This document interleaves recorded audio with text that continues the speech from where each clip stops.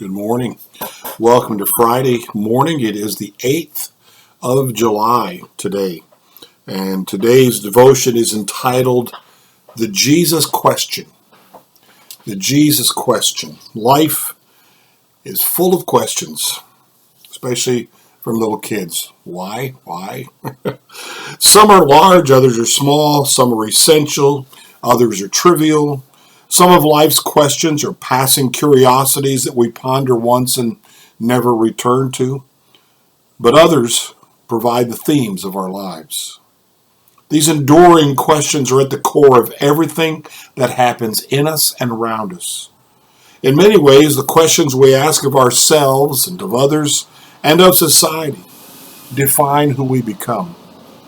There is one question that we all have to answer eventually. I call it the Jesus question. Some people go looking for it, chasing it with the joyful abandon of a child in a treasure hunt. Others spend their whole lives avoiding the question. Some people try to tiptoe quietly toward it, while others stomp up to it lacking even an ounce of the humility and reverence required to sit thoughtfully with it.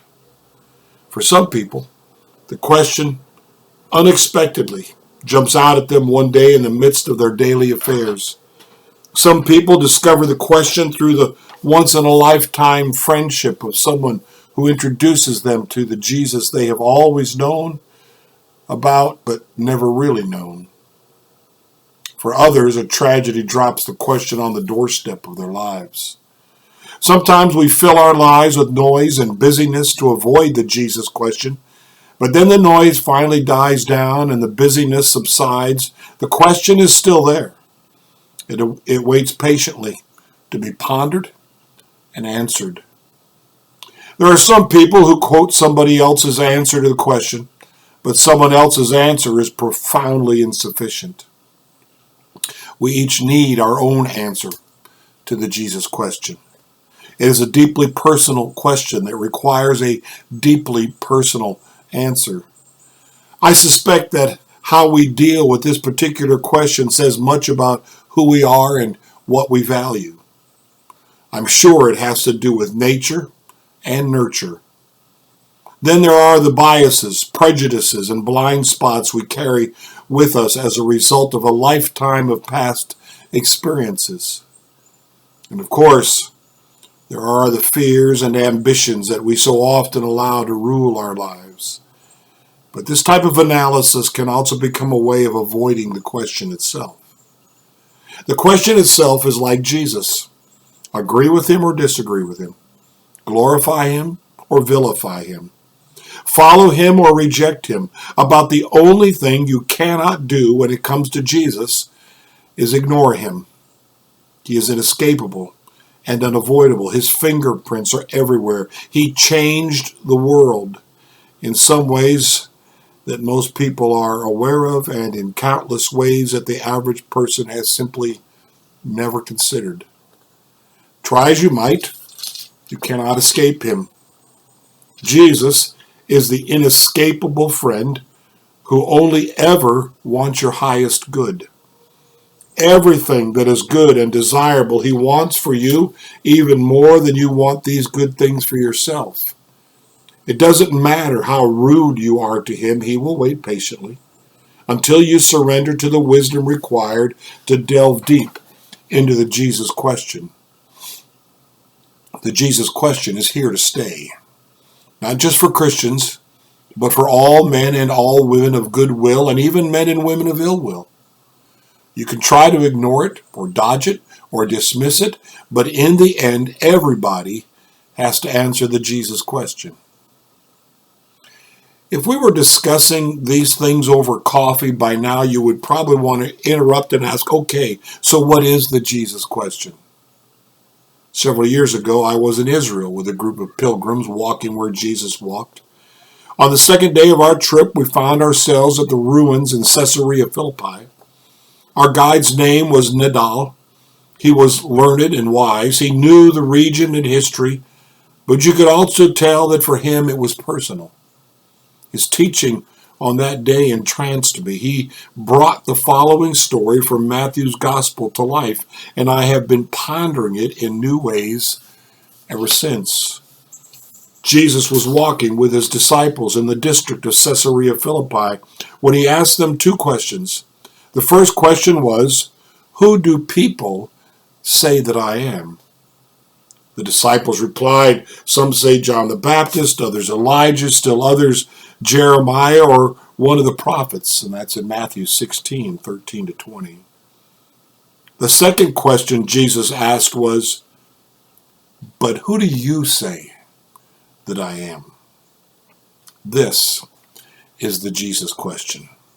Who do you say that Jesus is? Not who do your parents or teachers, spouse, pastor, or friends say that Jesus is, but who do you say that he is? This is the inescapable question about the unavoidable Jesus. Sooner or later, we each have to proclaim for ourselves who we think Jesus is. As I read this passage, and imagine the disciples gathering around Jesus as he asks these questions, I get the sense that the disciples were a little hesitant.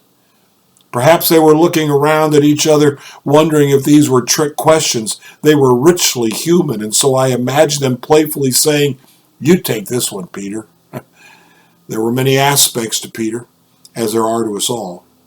But the leader in Peter recognized the importance of that moment, and he stepped up and said, "You are the Messiah, the Son of the living God." If Jesus showed up to your church this Sunday and stood before everyone and said, "Who do people say that I am today?" what would we tell him? Our culture seems intent on placing Jesus in the same category as Santa Claus and the Easter Bunny.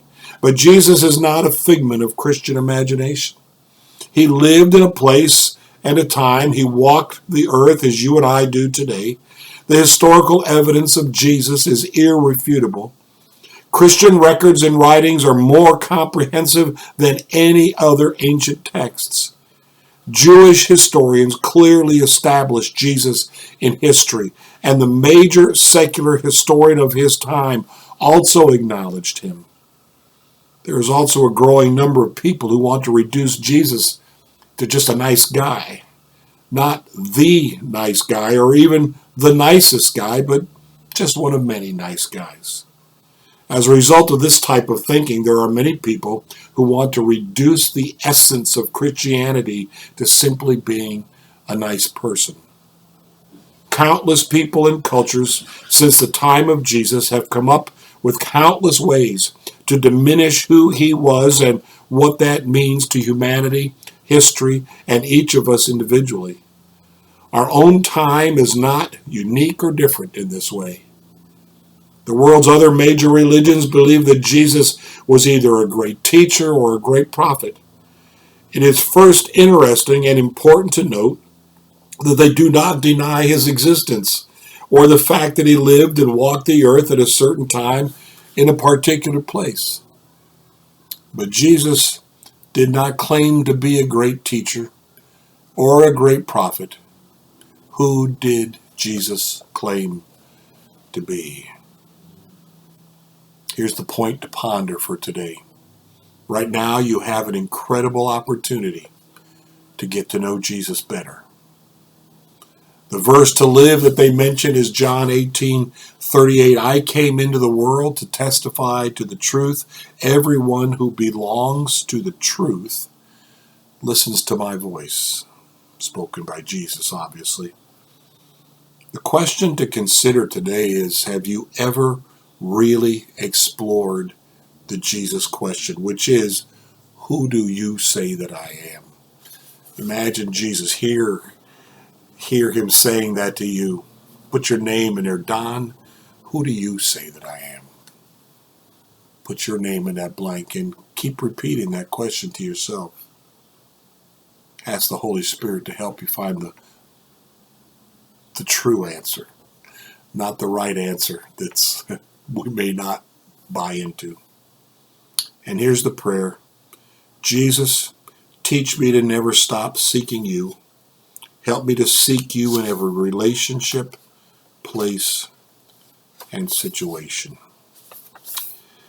That was a lengthy one, I think probably because of the subject matter of it. It's setting the tone for the book, really. So blessings to you today.